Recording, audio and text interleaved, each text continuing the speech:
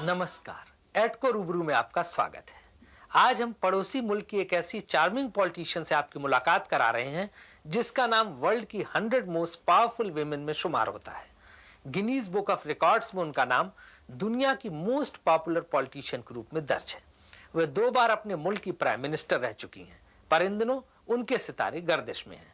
अब ना तो उनका पहले जैसा जलवा है और ना पहले जैसी पॉपुलैरिटी। जी हाँ, तमाम तरह के सीरियस एलिगेशन से जूझ रही इस मोहतरमा का नाम है बेनजीर भुट्टो। पावर में हो या ऑपोजिशन में, बेनजीर भुट्टो में फाइटिंग स्पिरिट कमाल की है। अपने 20 साल के पॉलिटिकल करियर में तमाम एडवर्स सिचुएशंस के बावजूद उन्होंने कभी हार नहीं मानी, और यही वजह है कि वो हमेशा पाकिस्तान की पॉलिटिक्स की मेन स्ट्रीम में रही।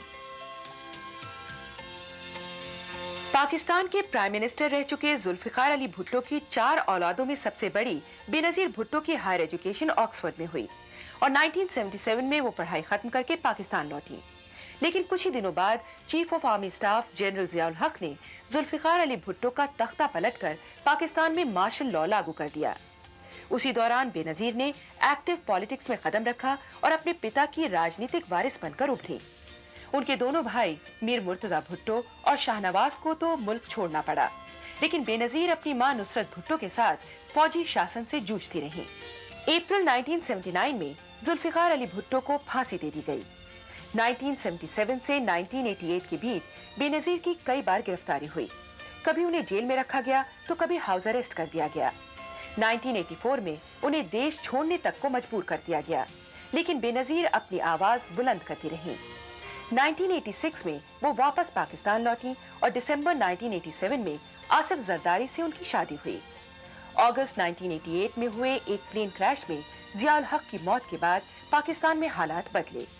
नवंबर 1988 में चुनाव हुए और बेनजीर मात्र 35 वर्ष की उम्र में पाकिस्तान की प्राइम मिनिस्टर बनने में कामयाब हुई। कुछ महीनों तक तो पूरी दुनिया की मीडिया ने उन्हें हाथों हाथ लिया, लेकिन बेनजीर और उनकी सरकार पर करप्शन के गंभीर आरोप लगने शुरू हो गए। खास तौर से आसिफ जरदारी उनके पॉलिटिकल ओपोनेंट्स के निशाना बने रहे और आखिरकार 6 अगस्त 1990 को प्रेसिडेंट ने बेनजीर सरकार को बर्खास्त कर चुनाव की घोषणा कर दी। उस चुनाव में बेनजीर की शिकस्त हुई और नवाज शरीफ नए प्राइम मिनिस्टर बने, लेकिन मात्र 3 साल बाद 1993 में उनकी सरकार को भी बर्खास्त कर दिया गया और अक्टूबर 1993 में हुए चुनाव के बाद बेनजीर दूसरी बार पावर में लौटी। इस बार भी बेनजीर और उनके पति आसिफ जरदारी पर करप्शन के सैकड़ों चार्जेस लगे। यहाँ तक कि 1994 में पाकिस्तान लौटे बेनजीर के भाई मुर्तजा भुट्टो ने भी उनकी सरकार के खिलाफ मुहिम चलाना शुरू कर दिया। इसी बीच सितंबर 1996 को मुर्तजा को कराची स्थित उनके पुश्तैनी निवास पर कथित तौर से फर्जी पुलिस मुठभेड़ में मार दिया गया। मुर्तजा समर्थकों ने इस असैसिनेशन के पीछे आसिफ जरदारी का हाथ होने का आरोप लगाया और तमाम हालात के मद्देनजर प्रेसिडेंट फारूक लेघारी ने बेनजीर की सरकार को बर्खास्त कर दिया और जब चुनाव हुए तो पाकिस्तान पीपल्स पार्टी का लगभग सफाया हो गया। इन दिनों बेनजीर के लिए गर्दिश का दौर है। कई गंभीर आरोपों में फंसे उनके पति आसिफ जरदारी जेल में हैं और बेनजीर अदालतों के चक्कर लगा रही हैं। 3 साल तक पावर में रहने के बाद आज आप अपोजिशन में हैं, तो आपको कैसा महसूस हो रहा है? हुकूमत एक बहुत बड़ी जिम्मेदारी होती है और एक तौर पर एक किस्म का रिलीफ है कि ये जिम्मेदारी अब हम पर नहीं किसी और पर है, मगर दूसरे तौर पर मुझे अफसोस है कि जो इस्लाही काम हमने शुरू किए थे, जैसे वो पाए तकमील तक पहुंचने वाले थे, हुकूमत को बरतरफ किया गया। 4 नवंबर को मैं बैनुल-अक़वामी माली इदारों के साथ मेरी एक मुलाकात थी और उन्होंने मुझे कहा मुबारक हो, पाकिस्तान अभी सब मुश्किलात को छोड़ करके आगे बढ़ेगा। और उसी रात हुकूमत गई और पाकिस्तान एक बार फिर माली बहरान में मुब्तला है। आपको क्या लगता है कि वजह क्या रही है आपकी सरकार को डिसमिस करने की? क्योंकि वो तो पीपल्स पार्टी के प्रेसिडेंट थे और हमेशा भुट्टो साहब के साथ हो रहे, उनके कलीग रहे, इसके बावजूद उन्होंने क्यों, जबकि आपने उनको प्रेसिडेंट बनवाया था? जी, ये हकीकत है कि अवामी हुकूमत को निकालने में कोई एक्सटर्नल फैक्टर्स नहीं थे। ना स्ट्रीट एजिटेशन था, ना ऑपोजिशन पावरफुल थी। हमारे पास एक मखलूत हुकूमत थी और अगर हुकूमत गई है تو اپنوں کے بے وفائی سے گئی ہے. لغاری صاحب بھٹو صاحب کے ساتھ زیادہ تر کام نہیں کیے تھے, وہ میرے ساتھ زیادہ تر کام کیے تھے. میں اس کو بھائی سمجھتی تھی, اور جب میں نے ان کو صدارت کے لیے نامزد کی تو پوری پارٹی نے میرے کہنے پر لبیک کہا اور ان کو صدر بنایا. مگر میری غلطی یہ تھی کہ ایک بندہ جس کے پاس پہلے کبھی اقتدار نہیں تھا, کہ پھر جیسے کہتے ہیں کہ one gets intoxicated with power, تو وہ نشے میں آ گیا. وہ سوچنے لگا کہ میں سب کچھ ہوں. مجھے جس شاخ پر وہ بیٹھا تھا اس کو ہی کاٹا. سوچا کہ ابھی اس کی ضرورت نہیں ہے, میں سب کچھ ہوں. ان کے ذہن میں بات بیٹھ گئی کہ میں صدر ہوں, بے نظیر کی ضرورت نہیں, پیپلز پارٹی کی ضرورت نہیں, میں اپنا جماعت بنا سکتا ہوں اور میں پارلیمنٹری نظام کو ترک کر کے پریزیڈنشل نظام نافذ کر سکتا ہوں. میں نے تقریر کی تھی کہ جو لوگ ہیں نا سیاسی یتیم, وہ ان کو استعمال کرتے ہیں اور بعد میں لوگ گالیاں ان کو دیتے ہیں جو غلط کام کرتے ہیں, سیاسی یتیموں کو نہیں. مگر افسوس, غداری, بے وفائی ہمارے اپنوں نے کی. میں کسی اور کو قصوروار نہیں کہلاتی ہوں, اور اس لیے میں سمجھتی ہوں کہ پیپلز پارٹی کو سول سرچنگ کرنی چاہیے, تاکہ اگر پاکستان کے عوام ہمیں دوبارہ موقع دیں تو ہمارے اپنے صفوں میں صفائی ہونی چاہیے, تاکہ ہم خود ہی جا کر کے سیاسی خودکشی نہ کریں. تو آپ کے حساب سے لیگاری صاحب جو ہے پریزیڈنٹ رول لانا چاہتے تھے اور پارلیمنٹری ڈیموکریسی کو ختم کرنا چاہتے تھے. جی, اس کا جو ایجنڈا تھا کہ بے نظیر کو نکالوں اور اپنی جماعت بناؤں, پریزیڈنشل نظام نافذ کروں, اس لیے اس نے سپریم کورٹ میں ایک رٹ پٹیشن دائر کی, جس کا مطلب یہ تھا کہ نظام کو پریزیڈنشل قرار دیا جائے. اصل میں پرائم منسٹر تھی اور وہ سپٹمبر میں مجھے 26 سپٹمبر کو نکالنے چاہتا تھا, اور میں بھائی مرتضیٰ کو اس لیے قتل کیا گیا تاکہ ایک گولی کے ساتھ 3 شکار ہوں. مرتضیٰ کا قتل, بے نظیر حکومت کا قتل, اور آصف زرداری کا پھر عدالتی کارروائی کے تحت جھوٹے مقدمے کر کے خدا نخواستہ قتل. مگر وہ اس وقت کر نہیں سکے. اللہ کا لاکھ شکر ہے کہ پاکستان کی عدلیہ نے پارلیمنٹری نظام کو برقرار رکھا اور اس آمر کے عزائم کو مٹی میں ڈال دیا. تو آپ کو لگتا ہے کہ جو پریزیڈنٹ تھے مرتضیٰ بھٹو کے اسیسنیشن کے پیچھے ان کا ہاتھ تھا؟ جی, میں سمجھتی ہوں کہ ڈائریکٹلی یا انڈائریکٹلی وہی قاتلوں کو تسلی دے سکتا تھا, کیونکہ اور کوئی مجھے نکال نہیں سکتا تھا. تو قاتلوں کو تسلی پھر کیسے ملتی؟ آخر میں قاتل کہتے ہیں کہ یہ تو پرائم منسٹر کا بھائی ہے, پرائم منسٹر تحقیقات کرے گی, ہمیں پھانسی پر چڑھنا پڑے گا. تو کوئی تھا جس نے کہا کہ فکر نہیں کرو بیٹا, وہ نہیں رہے گی, وہ چلے جائے گی, تمہیں کوئی گرفتار نہیں کرے گا, تمہارے اوپر مقدمہ نہیں چلے گا. اور ایسے ہی ہوا ہے. I have been told by police officials that we were told, just frame Asif, and if you don't frame Asif, we won't let you go. For 6 months, these honorable officers and constables are in jail for no crime of their own, other than they refused to break the law and fabricate a charge against an innocent man. And I really say, thank God there's some good, decent human beings. Because Farooq Laghari, who owes everything to the PPP, tried to destroy it. بے نظیر بھٹو سے سوال جواب کا سلسلہ جاری رہے گا, لیکن تھوڑے انتظار کے بعد.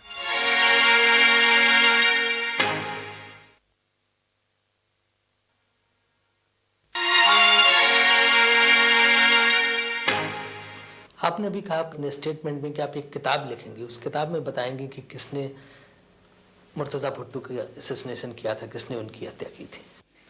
جی, میں کتاب لکھنے کی خواہش رکھتی ہوں. میں امید رکھتی ہوں کہ آنے والے مہینوں میں لکھ سکوں گی. اس کتاب کے اندر میں 3 موقف پیش کرنے چاہتی ہوں. ایک وہ موقف جو میں نے ٹریبیونل کے سامنے پیش کی, ایک وہ موقف جو میری بھابھی نے ٹریبیونل کے سامنے پیش کی یا ان کے افراد نے پولیس کے سامنے پیش کیے, اور تیسرا پولیس کی کہانی، تاکہ لوگ ایک کتاب پکڑ کر کے تینوں کا موقف سن کر کے اپنے نتائج پر پہنچیں۔ لیکن یہ امپریشن کیوں ہے کہ اس کے پیچھے آصف کہاں تھے اور اسی وجہ سے ان کو جیل میں بھی آ جانا پڑ رہا ہے، چارج شیٹ بھی گورنمنٹ نے ان کو کیا ہے، یہ پرسیپشن کیسے آیا اگر آپ کہتی ہیں کہ اس کے پیچھے پریزیڈنٹ کہاں تھا؟ آیا کیونکہ شہید بھٹو کے عناصر اور پریزیڈنٹ کے لغاری کے درمیان ملی بھگت تھی۔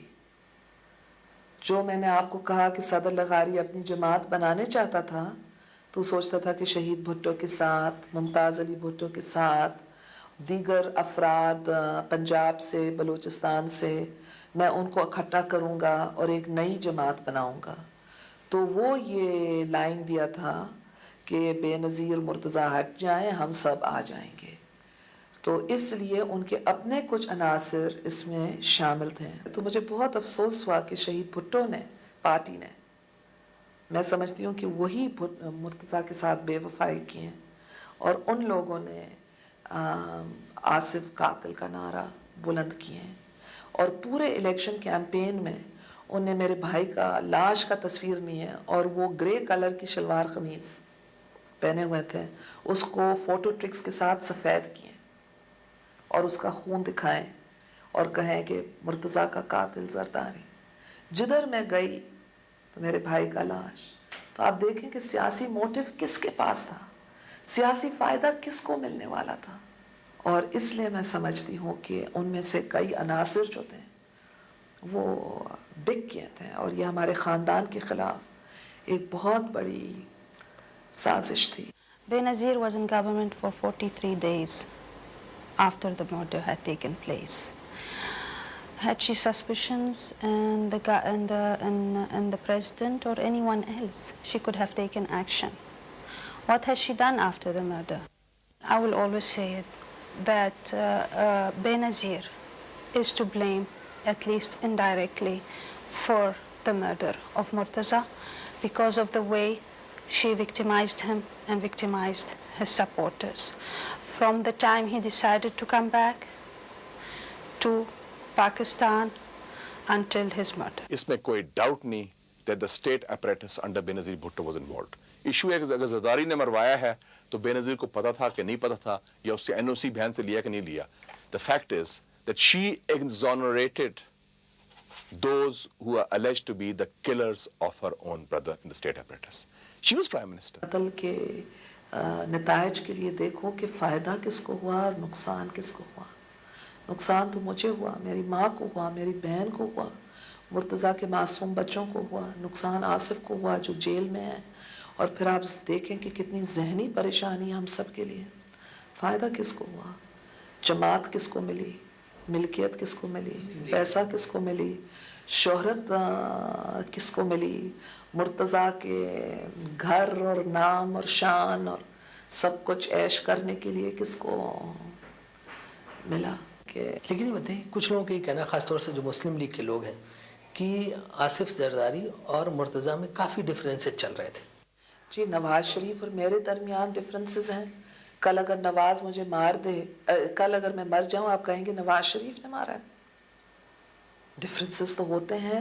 آپ مجھے بتائیں کہ ابھی آپ کی کانگریس پارٹی کے لیڈر اور دیو گودا کے اتنے ڈفرینسز ہوئے، کل دیو گودا کو کوئی خدا نخواستہ مار دے تو آپ کہیں گے کہ ڈفرینسز کی وجہ سے؟ کون سے ملک میں ڈفرینسز نہیں ہیں؟ آصف کے ڈفرینسز نہیں تھے۔ مرتضیٰ کو بتایا گیا تھا، اس کی بیوی نے، اس کی جماعت نے، جان صادق کے دور پر بتایا گیا تھا کہ زرداری بھٹو کا نام خراب کر رہا ہے، زرداری کرپٹ ہے، آپ زرداری کے خلاف سٹینڈ لیں۔ تو مرتضیٰ آصف کو نہیں جانتا تھا، مگر ان کو اتنا ڈس انفارمیشن فیڈ کیا گیا تھا اور اس کو اتنا برین واشنگ کیا گیا تھا کہ وہ سمجھتے تھے کہ آصف ہمیں بدنام کر رہے تھے، جو حقیقت نہیں تھی۔ پھر جولائی کے مہینے میں مرتضیٰ اور آصف دونوں ملے بھی تھے، اس کے بعد ایک ہوائی جہاز میں اکٹھا کیے تھے، اور مجھے یاد ہے آصف کا فون آیا اور وہ اتنا خوش تھا، اور اس لیے مجھے اتنا دکھ ہوتا ہے کہ جیسے ہم قریب ہو رہے تھے ان کو ہم سے چھینا گیا، اور میں ایک بڑی بہن کی حیثیت سے ان کی خوشی دیکھنے چاہتی تھی۔ I feel this is a propaganda tactic. keep lying until you believe yourself. There was no relationship between Murtaza and Asif Zardari at all, because Murtaza could not bear the idea that Asif Zardari was using the clean name of his father in all his corruption आप operations. सोचें कि उसका क्या मकसद है. आप सोचें कि जब तक मुर्तज़ा की शादी इससे नहीं हुई तो अपने बहन के खिलाफ एक लफ्ज़ नहीं कहा. कौन था उसकी ज़िंदगी में एक नई इन्फ्लुएंस जो उसको ये क्लैश के रास्ते पर ले आए? कौन था?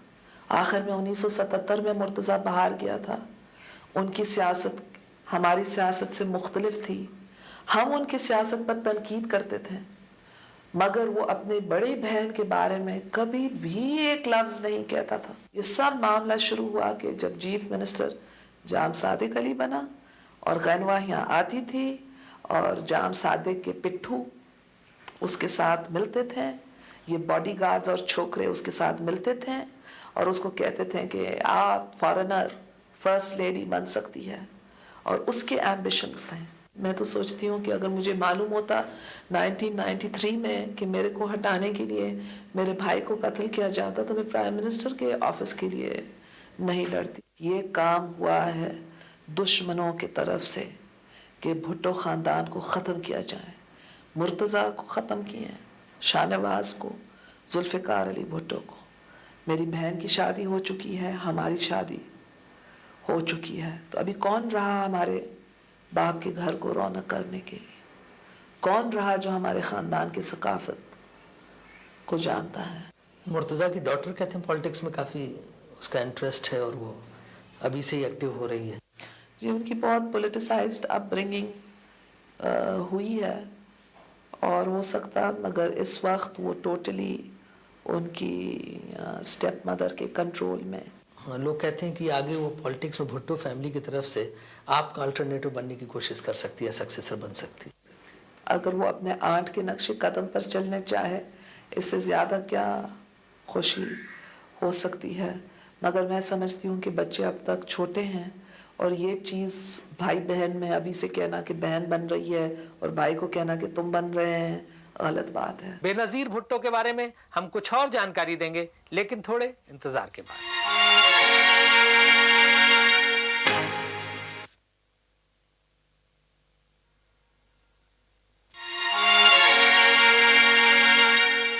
नवंबर 1988 और अक्टूबर 1993 में प्राइम मिनिस्टर बनने के बाद बेनज़ीर भुट्टो की जो इमेज बनी और पहले जो इमेज थी, दोनों में काफी फर्क है.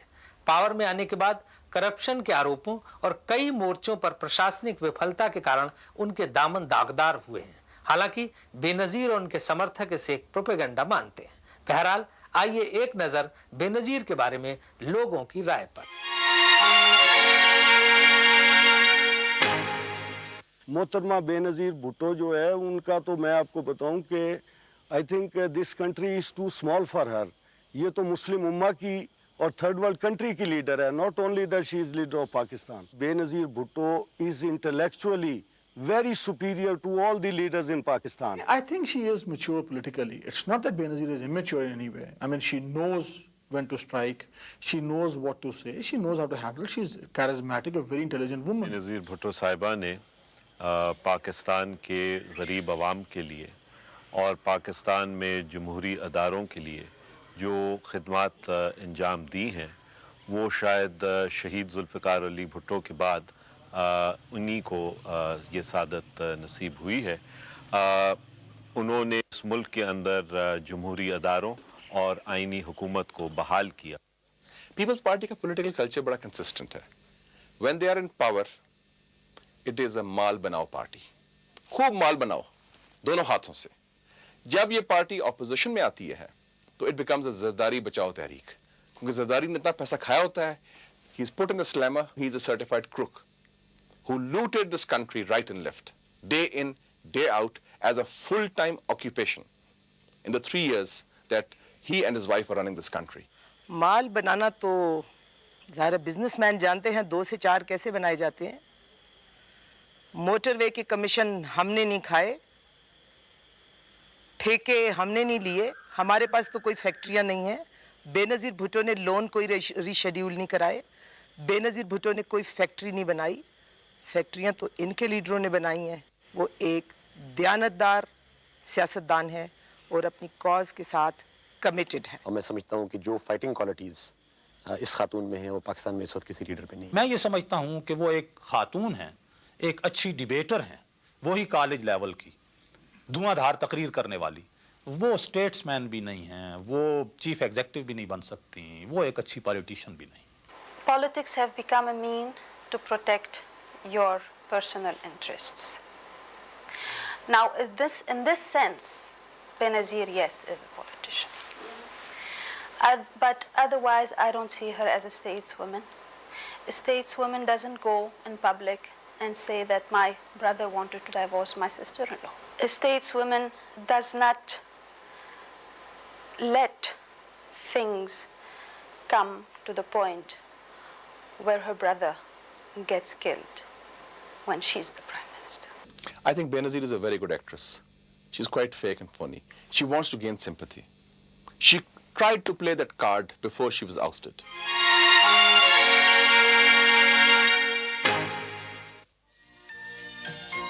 इस्लामाबाद का जरदारी हाउस हो या कराची का बिलावल हाउस, इन कोठियों की भव्यता बेनजीर और उनके परिवार के लाविश लाइफस्टाइल की गवाही देता है।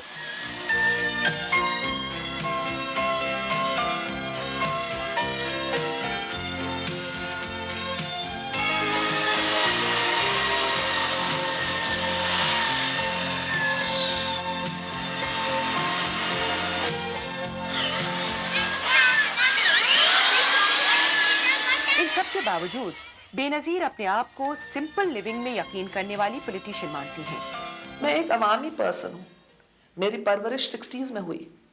60s के अंदर ये सब यपी कल्चर और नूवो रीश कल्चर नहीं था। 60s के अंदर बहुत मतलब कल्चर था, plain style, plain living, simple habits. तो मेरे आदतें जो हैं वो बहुत सिंपल हैं और लोग समझते हैं कि क्योंकि प्राइम मिनिस्टर की बेटी है और प्राइम मिनिस्टर खुद रही हैं तो डिज़ाइनर क्लोथ और डिज़ाइनर चीज़ों का शौक़ होगा, मगर ऐसे बात नहीं है। अब बेनजीर की इन बातों में सच्चाई चाहे जितनी हो, पर पाकिस्तान की जनता आसानी से उनकी इस बात पर यकीन नहीं करेगी। बहरहाल बेनजीर की फैमिली लाइफ के बारे में उनसे कुछ और सवाल जवाब। आप बच्चों को कितना टाइम दे पाती हैं? और मैं आप लोगों को कितना टाइम देती हूँ? आप कितना मैं टाइम देती हूँ बताओ ना। तो मैं आपके साथ बैठती हूँ, खाना खाती हूँ, किताब पढ़ती हूँ, स्टेंसिल करती हूँ, बताओ। मम्मी तुम्हारे साथ वक्त गुजारती है कि नहीं? चली जाती है? देर के लिए चली जाती है? मिस करती हो? अगर तुम्हें स्कूल जाना पड़ता है और मुझे काम पर जाना पड़ता है ना, मैं कोशिश करती हूँ टाइम देने के लिए, मगर बच्चे ज़्यादा टाइम चाहते हैं और जब मैं वापस आती हूँ तो ज़ाहिर है बहुत खुश हो जाते हैं। अच्छा, जब आप प्राइम मिनिस्टर थी तब और अब आप जब अपोजिशन में हैं तब, तो ऐसा नहीं लगता है कि जब अपोजिशन में होती हैं तो बच्चों के साथ या फैमिली के साथ आप ज़्यादा टाइम दे पाती हैं? बिल्कुल, जब मैं प्राइम मिनिस्टर थी तो कम वक्त देती थी। पहले मैं इनके साथ किधर जा नहीं सकती थी, तो जब मैं प्राइम मिनिस्टर नहीं बनी तो बच्चे सब बहुत मायूस थे। तो जब मैं वापस आई मैंने कहा आप लोग मायूस क्यों हैं? अभी मैं प्राइम मिनिस्टर नहीं हूँ, मैं आपको ज़्यादा वक्त दे सकूँगी। Remember? And he all said hurray. Benazir के बच्चों को अपनी माँ से ज्यादा लगाव है या अपने पिता से? किससे? मैं सोची दोनों से। और बिलावल? टू। और आप आसिफा? असल में दोनों से अटैच हैं। वो यहाँ बैठे होंगे तो उनको यूं कहेंगे, बहुत बड़े डिप्लोमेट्स हैं। पॉलिटिक्स से फुर्सत मिलने पर क्या करना पसंद करती हैं बेनजीर? मुझे किताबें पढ़ने का शौक है। बेसिकली मैं ऑटोबायोग्राफीज पढ़ती रहती हूँ और कभी कभी कोई ऐसे फेमस किताब आ जाए, जैसे अभी मैं अमेरिका में थी तो मार्शा क्लार्क जो ओजे सिम्पसन केस में वकील थी, उसने एक किताब लिखा था विदाउट अ डाउट, तो मैं वो ख़रीद ली और रास्ते में वो मैं पढ़ती रही। तो इस किस्म के तरीके से मैं पढ़ती रहती हूँ। मेरे पास एक और किताब भी मिला है जो इंदिरा गांधी का ऑटोबायोग्राफी है, तो मैं वो भी पढ़ रही हूँ। कभी कभी मुझे गॉसिप किताबों का भी शौक़ होता है और जब मैं गॉसिप किताब पढ़ती हूँ मैं समझती हूँ कि मैं बेवफा हो रही हूँ। जैसे जो कैनेडी की बीवी ने एक किताब लिखा था ब्रोकन फेथ, तो क्योंकि वो हमारे साथ कॉलेज में होते थे तो मैंने वो किताब ख़रीदी देखने के लिए कि क्या लिखे हैं, और कभी कभी मैं और ऐसे ही ख़रीद लेती हूँ, फिर मैं कहती हूँ मैंने क्यों ख़रीदा। उम्मीद है ऐड को रूबरू का एपिसोड आपको पसंद आया होगा, पर बेनज़ीर भुट्टो से हमारी ये बातचीत अभी अधूरी है। अपने और अपने पति आसिफ जरदारी पर लगे तमाम आरोपों के बारे में क्या कहती हैं बेनज़ीर और उनके सियासी विरोधी, देखिए रूबरू के अगले एपिसोड में, इसी दिन इसी समय। तब तक के लिए मैं राजीव शुक्ला आपसे विदा चाहता हूँ। नमस्कार।